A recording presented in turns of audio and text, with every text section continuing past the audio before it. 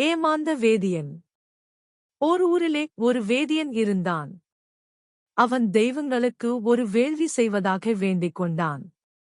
வேள்வியில் பலி கொடுப்பதற்கு ஓர் உயிர் வேண்டியிருந்தது.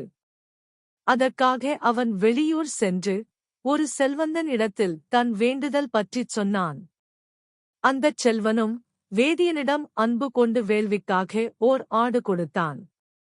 அந்த ஆட்டைத் தன் தோள் மீது தூக்கி வைத்துக் கொண்டு வேதியன் தன் ஊர் நோக்கிப் புறப்பட்டான். அவன் ஆட்டுடன் வருவதை வழியில் 3 வஞ்சகர்கள் கண்டார்கள். அந்த ஆட்டை அவனிடமிருந்து பறிப்பதற்கு அவர்கள் ஒரு சூழ்ச்சி செய்தார்கள். வழியில் போய்க் கொண்டிருக்கும் வேதியனிடம் முதலில் ஒருவன் வந்தான். ஐயா வேதியரே, நாயைத் தோளில் தூக்கிக் கொண்டு போகிறீரே, நாய்க்குப் பயப்பட வேண்டாமா என்று கேட்டான்.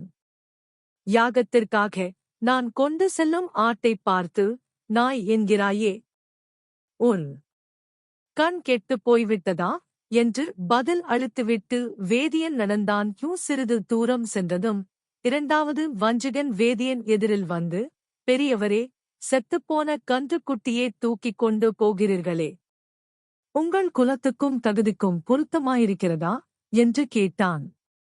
ஆட்டைப் பார்த்து கன்றுக்குட்டி என்கிறாயே, உன் கண் என்ன குருடா என்று கோபத்துடன் கேட்டுவிட்டு மேல் நடந்தான். வேதியன் சிறிது தராம் சென்றதும் 3வது வஞ்சகன் குறுக்கில் வந்தான்.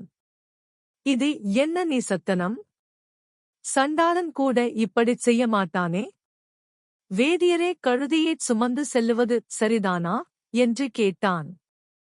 இதைக் கேட்டவுடன் வேதியன் மனத்தில் ஐயம் தோன்றியது. நான் ஆட்டைத் தூக்கிக் கொண்டு வருகிறேன்.